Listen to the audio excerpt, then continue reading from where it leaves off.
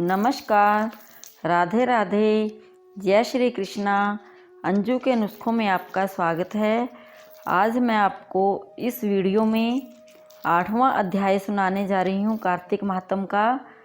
पिछले कार्तिक माहत्म्य के अध्याय हमने 6ठा और 7वां अध्याय सुना था, जिसमें भगवान ने बताया था कि किस प्रकार से हमें स्नान करना चाहिए और हमें किस किस मंत्र से करना चाहिए, और तुलसी जी की जो पूजा है हमें कैसे करनी चाहिए, और वेद ब्राह्मणों के जो उन्होंने बताया कि उनके हृदय में किस प्रकार से उनके देवता निवास करते हैं, उनका पूजन करना चाहिए, और किस तिथि को क्या चीज़ नहीं खानी चाहिए हमें और किस तिथि को क्या खानी चाहिए।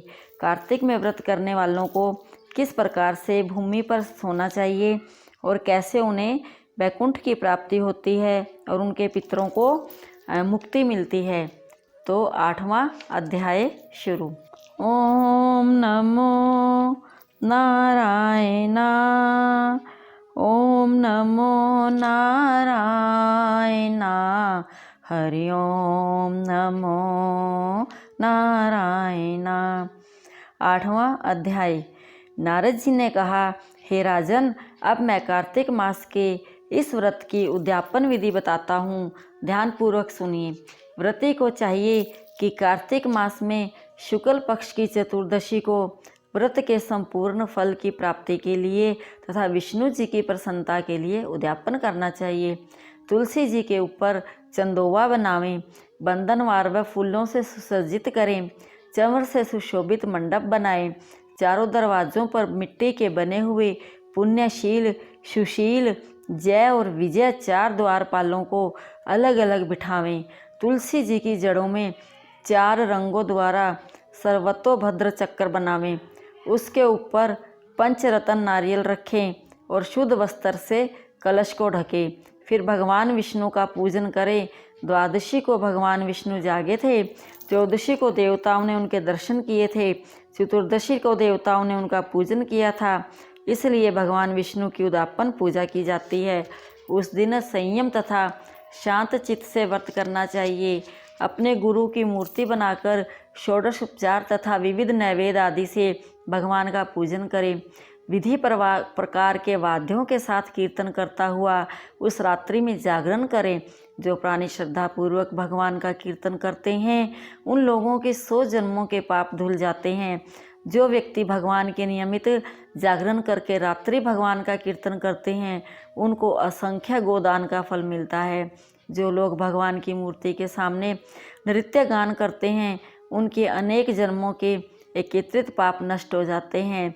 जो लोग भगवान के सम्मुख बैठकर कीर्तन करते हैं और बंसी आदि बजाकर भगवत भक्तों को प्रसन्न करता है और भक्ति से रात्रि पहर जागरण करता है, उसे करोड़ों तीर्थ करने का फल मिलता है। पूर्णमासी को अपनी पत्नी सहित वेद पाठी ब्राह्मणों को या केवल एक ही श्रेष्ठ ब्राह्मण को उसको पत्नी सहित बुलाएं, उन्हें खीर आदि का मधुर भोजन कराएं और यथाशक्ति दक्षिणा दें, क्योंकि पूर्णमासी को ही भगवान ने अपने भक्तों को वरदान दिया था और मत्स्य का रूप धारण किया था। अतएव उस दिन जो दान, हवन, जप आदि भगवान विष्णु के निमित्त किया जाता है, वह अक्षय फल का देने वाला होता है। इसलिए व्रती 3 या 1 ब्राह्मण को सपत्नीक सामर्थ्य अनुसार भोजन करावें। उन ब्राह्मणों को अपनी सामर्थ्य के अनुसार दक्षिणा देकर प्रणाम करें। बाद में भगवान विष्णु की पूजा करके अन्य देवताओं तथा तुलसी व कपिला गाय का पूजन करें। व्रत की कथा सुनाने वाले गुरु व उपरोक्त ब्राह्मणों को वस्त्र आभूषण आदि से पूजन करके उनसे क्षमा प्रार्थना करें। प्रार्थना के मंत्र का अर्थ यह है कि आप सब लोगों की अनुकंपा से मुझ पर भगवान सदा प्रसन्न रहें।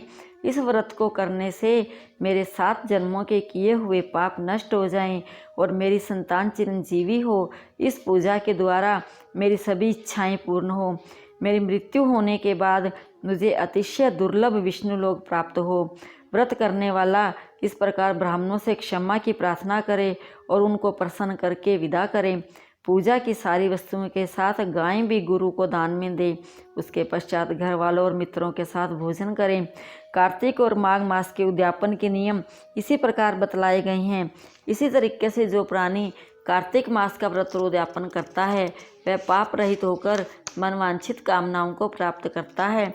इति श्री 8वां अध्याय संपूर्ण। हरे कृष्णा कृष्णा कृष्णा हरे हरे।